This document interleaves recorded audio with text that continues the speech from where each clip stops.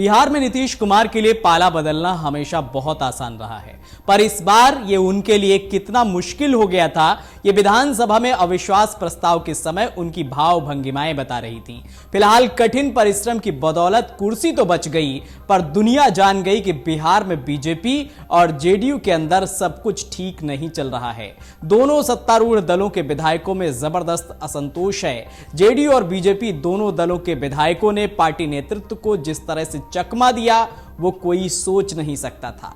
ठीक इसके विपरीत कांग्रेस के विधायक और आरजेडी के विधायक अपने नेतृत्व के साथ दिखे। इस तरह यह अविश्वास प्रस्ताव पर संदेश दे गया इस तरह से यह अविश्वास प्रस्ताव संदेश दे गया कि नीतीश कुमार और बीजेपी के लिए आने वाले लोकसभा चुनाव में रास्ता इतना आसान नहीं है जितना एनडीए गठबंधन समझ रहा है। बहुत सीधा सवाल है कि आखिर वे क्या कारण रहे कि बीजेपी और जेडीयू के विधायक अविश्वास प्रस्ताव पर सरकार के साथ नजर नहीं आ रहे थे। बीमा भारती नीतीश सरकार में मंत्री रह चुकी हैं, आखिर उन्हें सरकार का साथ नहीं देने में क्यों भलाई नजर आ रही थी? कोई सत्तारूढ़ दल का विधायक अगर किसी और दल के साथ क्यों जाना चाहेगा? जाहिर है जब उसे दूसरे दल का भविष्य उज्जवल नजर आ रहा होगा। बताया जा रहा है कि अविश्वास प्रस्ताव के दिन 2:15 बजे करीब वो विधानसभा पहुंची। इससे पहले विजय चौधरी के घर विधायक दल की बैठक में नहीं थी। विजय चौधरी के घर विधायक दल की बैठक में नहीं थी।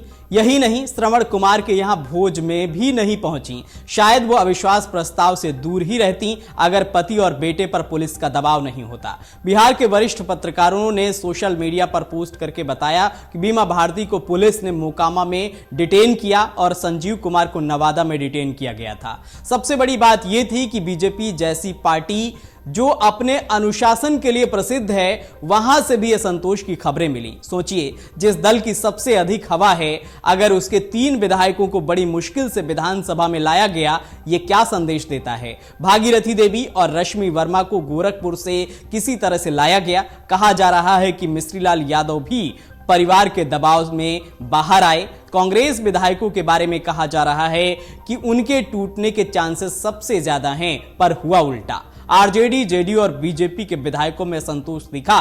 कांग्रेस के विधायक मजबूती से अपनी पार्टी के साथ डटे हुए थे।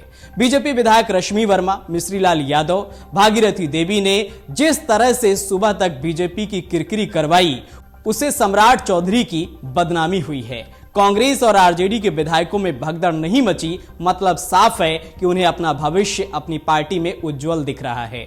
मतलब उन्हें उम्मीद है कि अगली चुनाव तक उनकी सरकार बन सकती है।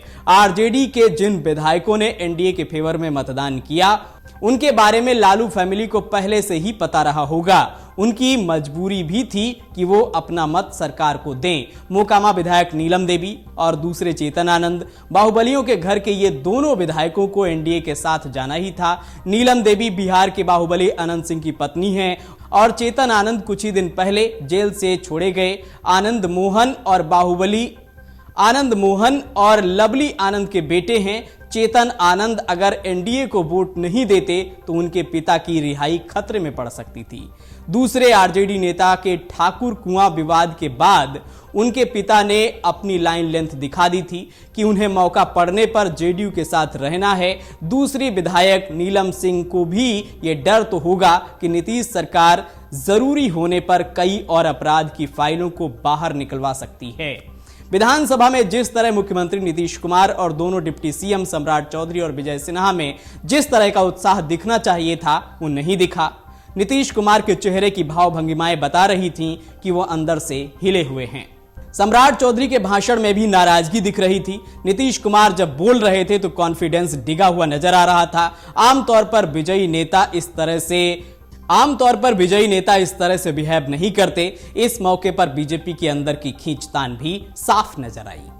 अगर आप ये वीडियो YouTube पर देख रहे हैं तो हमारे चैनल को सब्सक्राइब करें और बेल आइकन को दबाना ना भूलें। अगर आप Facebook पर ये वीडियो देख रहे हैं तो हमारे पेज को लाइक करें।